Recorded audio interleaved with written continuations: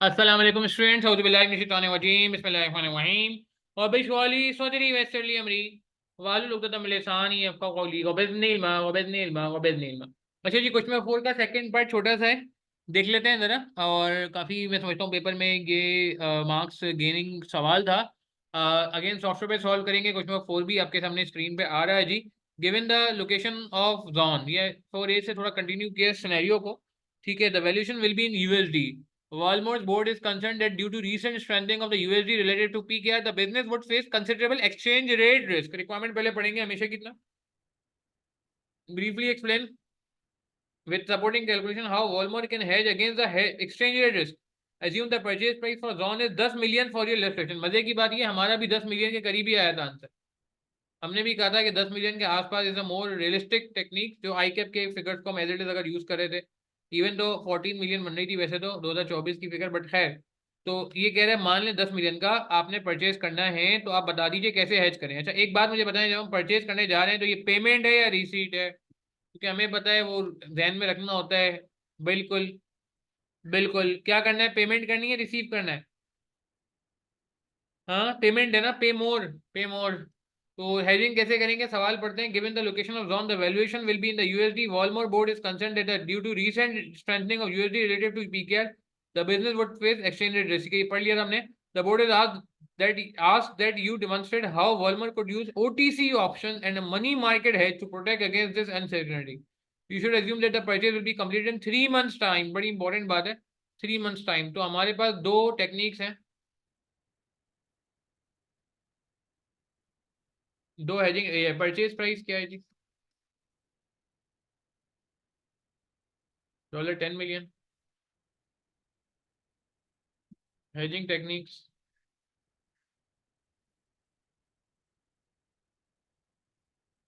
पहले हम money market कर लेते हैं और फिर इसके बाद ओटीसी ऑप्शन भी देख लेंगे।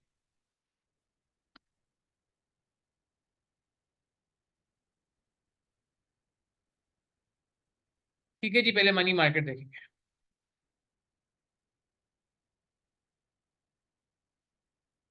अच्छा, मनी मार्केट में आप मुझे बता दें क्या करते थे। बहुत ही आसान है, 6 मंथ मुफ्त के दिए हुए हैं इसमें। बोरिंग रेट, इन्वेस्टिंग रेट भी दिए हुए हैं, स्पॉट रेट भी दिए हुए हैं। क्या करेंगे, याद आ रहा है कुछ आपको?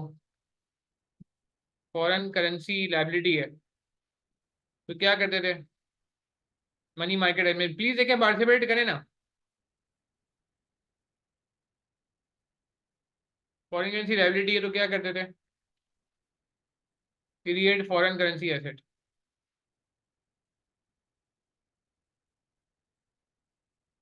यानी कि डिपॉजिट करेंगे इन यूएसए। तो डिपॉजिट अमाउंट कितनी होगी?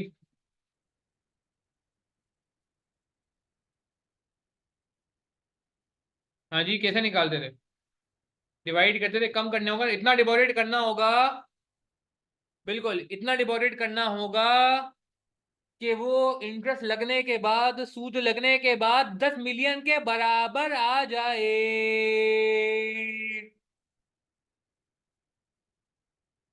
तो दो तरीके होते हैं, एक लॉन्ग तरीका होता है, एक शॉर्ट तरीका होता है। एक लॉन्ग तरीका होता है, एक शॉर्ट तरीका होता है। एक शॉर्ट लॉन्ग तरीका क्या होता है, इक्वेशन बना के करें, एक्स लेके करें। और शॉर्ट तरीका क्या होता है कि आपने यहीं पे ही कर दिया, 10 मिलियन को डिवाइड कर दें, यहीं पे डायरेक्ट डिवाइड कर दें। याद आ रही है बात आपको? 1 प्लस क्या डिपॉजिट रेट है? 4%। 0.04 इंटू 3/12, क्योंकि 3 महीने की कहानी है। ये कैलकुलेटर पे सॉल्व कर लिया, मसला नहीं है। कितने डॉलर आ जाएंगे, इतने कितने डॉलर डिपॉजिट करें? 10 मिलियन नहीं करें, 10 मिलियन करेंगे तो उस पर इन्वेस्टमेंट पे रिटर्न मिलेगा, डिपॉजिट पे इंटरेस्ट मिलेगा, तो वो 10 मिलियन से ज्यादा हो जाएगा। हमें इतने रखने, थोड़े कम रखने हैं। इतने रखने के बराबर हो जाएगा।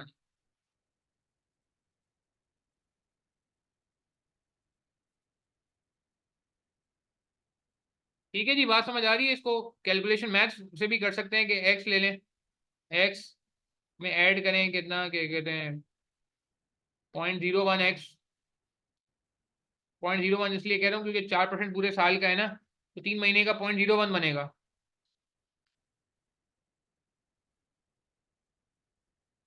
इस तरीके से भी सॉल्व कर सकते हैं। एक्स लेके, डिपॉजिट अमाउंट एक्स है और उस पर इंटरेस्ट लगेगा 4% नहीं 1%, क्योंकि 4% जो है वो 12 महीने का है, हमें 3 महीने का काम करना है। 3 महीने का मतलब 3/12 1/4, तो ये 1% हो जाता है। इस तरीके से भी आप सॉल्व करेंगे तो भी आपके पास यही फिगर आएगा, आप चेक कर लें।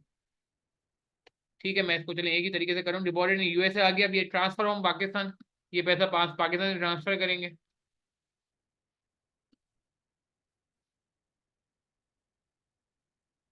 पाकिस्तान ट्रांसफर करेंगे तो पेमेंट करनी पड़ेगी।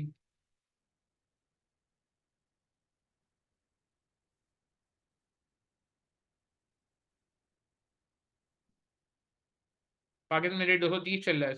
क्या बात है, किस वक्त की बातें हो रही हैं यार, तो पुराने वक्तों की बातें हो रही हैं।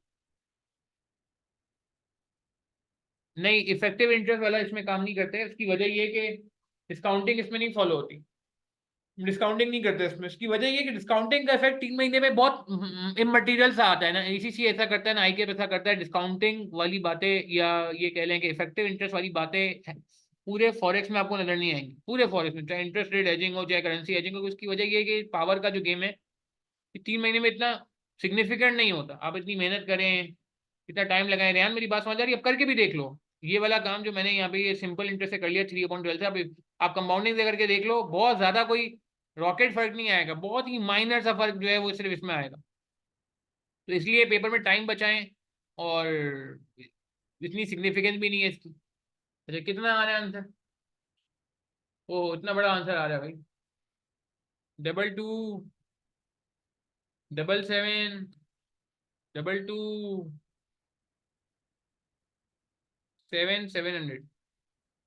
Oh my God. 227 नहीं, सॉरी, यहाँ पे 227, 227.227, पता नहीं कितना, ये बहुत ज्यादा बड़ा आंसर आ गया। तो अब क्या करना पड़ेगा? लोन लेना पड़ेगा, बोरो इन पाकिस्तान। ये अमाउंट आज है नहीं हमारे पास, आज हमारे पास नहीं है पैसे, ये लोन लेना पड़ेगा। अगर आज पैसे जमा कराने, टर्की वाली एग्जांपल मैंने अपने नॉर्मल लेक्चर में दी थी कि अगर आपको टर्की की यूनिवर्सिटी में किसी बच्चे का एडमिशन कराना है 3 साल बाद, तो आप आज से पैसे जमा करने शुरू कर दें। ठीक है, टर्की में, तो आज टर्की में पैसे जमा करने शुरू करेंगे, तो आज ही टर्की में पैसे जमा करने के लिए आपके पास यहाँ भी तो पैसे होने चाहिए, यहाँ नहीं है तो भी लोन लेना पड़ेगा। यहाँ लोन आपको तो आज ट्रांसफर करने ना पैसे, ट्रांसफर पाकिस्तान नाउ, टुडे। तो बारू करोगे तो एट द रेट क्या इंटरेस्ट रेट है, सूदी रेट कितना है भाई? पाकिस्तान सूदी रेट है 7%, ये रेट यूज होगा।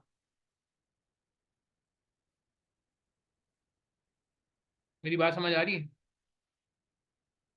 पाकिस्तान में सूदी रेट कितना है? 7%।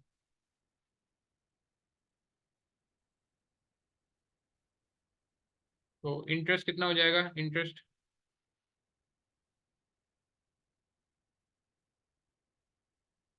लोन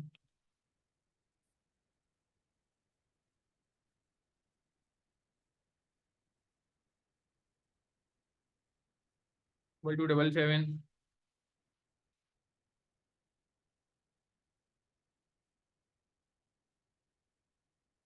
का 7% इंटू 3 अपॉन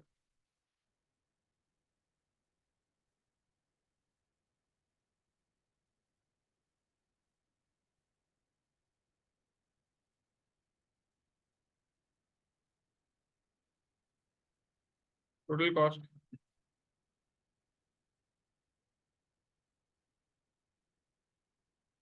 टोटल रुपीज में। ठीक है, 2317079185।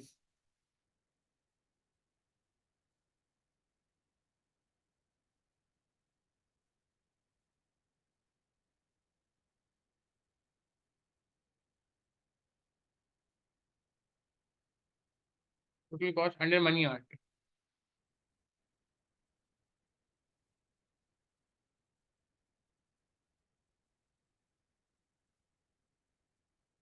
ठीक है जी, ऑप्शन में क्या करेंगे? ऑप्शन में क्या करेंगे? अच्छा, वो इस ये सवाल में ऑप्शन बहुत आसान सा है। क्या आपको स्पॉट प्राइस गिवन है? सवाल दें, सवाल में बताएं देख के।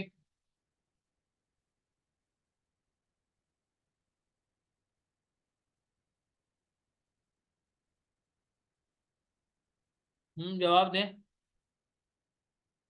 जी। ये जो स्पॉट प्राइस गिवन है, नहीं गिवन है, जो स्पॉट प्राइस गिवन नहीं होती तो क्या करते हैं? In the absence of spot price क्या करते थे? याद करें, 2012 का एक सवाल हमने किया था। Directly exercise, exercise option,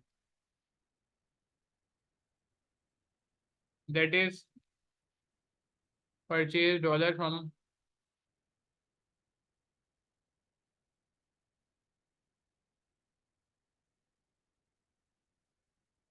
from options instead of spot market. Spot का रेट ही अवेलेबल नहीं है। मेरी बात समझ आ रही है? याद आ रहा है किसी को? ये 2012 के सवाल में हमने किया था, समर 2012 में, ये नोट भी लिखवाया था आप कि जो स्पॉट प्राइस अवेलेबल नहीं होगी तो आपको फिर एक्सरसाइज प्राइस ही से, मतलब वहीं से ही आपको करना पड़ेगा एक्सरसाइज, वहीं से बाय करना पड़ेगा डॉलर। सही है ना? Gain loss, no gain loss will be computed. Loss तो आता ही नहीं है।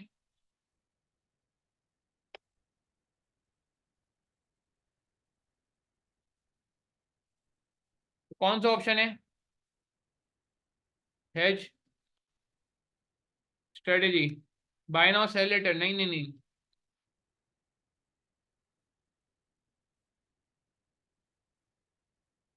ठीक है, डायरेक्ट पुट ऑप्शन हो जाएगा, call option, put option, call option हो जाएगा, राइट टू बाय।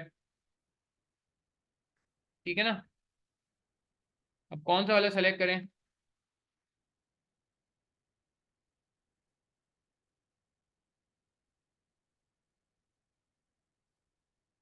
हाँ, तो टेबल बना लेते हैं।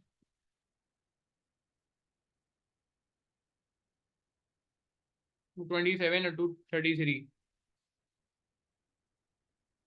पेमेंट अंडर ऑप्शंस, 10 मिलियन है ना?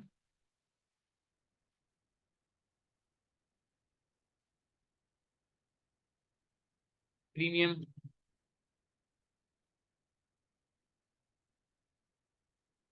प्रीमियम पे करना पड़ेगा ना, पुट वाला नहीं, कॉल वाला देखेंगे। 60 मिलियन और 40 मिलियन, 227 स्ट्राइक प्राइस है तो 60 मिलियन,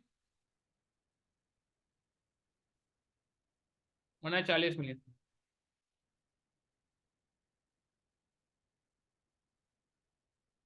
दोनों को ऐड करना है।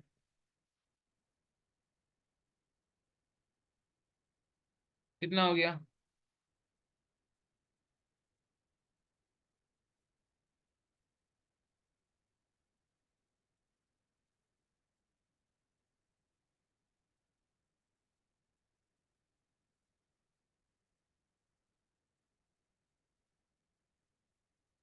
फॉर्मेट इनका पेस्ट कर लेते हैं।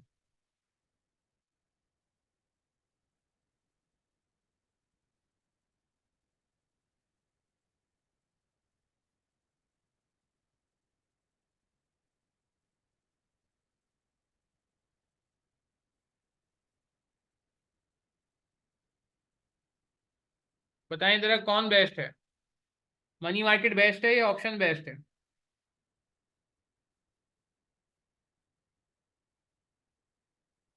1 मिनट, कुछ गड़बड़ हो गई है क्या? हाँ बताएं, कौन बेस्ट है? 2317, 2330, 2370? Money market hedging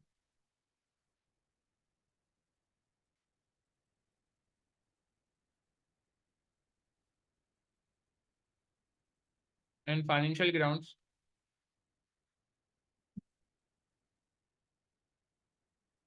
due to low cost,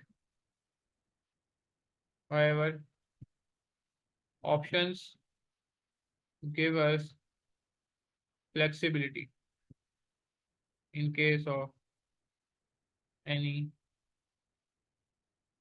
favorable condition। याद है किसी को बात? फेवरेबल कंडीशन मतलब अगर रेट आपका कम हो जाता है तो फिर आप ऑप्शन को लैप्स होने देते हैं।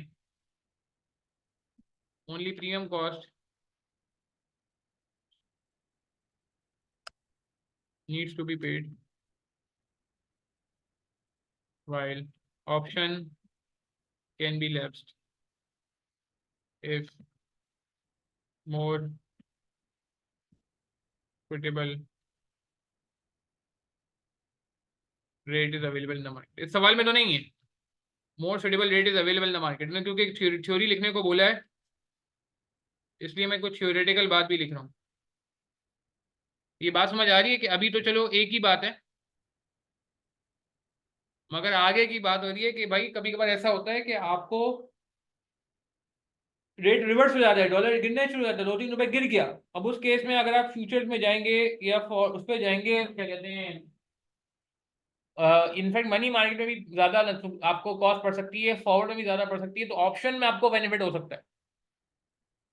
ठीक है, छोटा सा सवाल था, क्लियर है, 6 मार्क का सवाल था, मुश्किल तो नहीं था। Is this fine? कुछ बात समझ आई आपको? हम्म, संभाल लेंगे इस तरह के सवाल आइंदा पेपर में आएंगे तो? बताएं। ठीक है, पार्ट भी इजी आता है यार, अक्सर पार्ट भी इजी आता है, मसला क्या होता है, पार्ट ए में इतनी कमर तोड़ दी होती है स्टूडेंट्स की कि पार्ट बी तक पहुंच ही नहीं पाते वो, पार्ट बी तक पहुंच ही नहीं पाते वो, अनफॉर्चुनेटली। ये बड़ा मसला है। ठीक है, चलो यहीं तक रखते हैं यार, थैंक यू वेरी मच यार। अब बस एक सवाल रह गया हमारा, वो इंशाल्लाह हम अगली क्लास में कर लेंगे। थैंक यू फॉर ज्वाइनिंग यार। ठीक है, इंशाल्लाह नेक्स्ट वीक में इसको फिर जो है ना एंड कर लेते हैं। और भाई बाकी बातें आपको समझ आए तो यार और भी स्टूडेंट्स को आप ये फॉरवर्ड कर दीजिएगा, इसकी रिकॉर्डिंग यूट्यूब पे अवेलेबल होगी, एड फ्री वीडियो होगी, मोनेटाइजेशन बंद की हुई है मैंने। ठीक है, चलिए अपना ख्याल रखिएगा, 2 मिनट रखिएगा, लास्ट दे दें, जब आज बेहतरीन वाली मेहनत करें, पेपर निकालें इंशाल्लाह।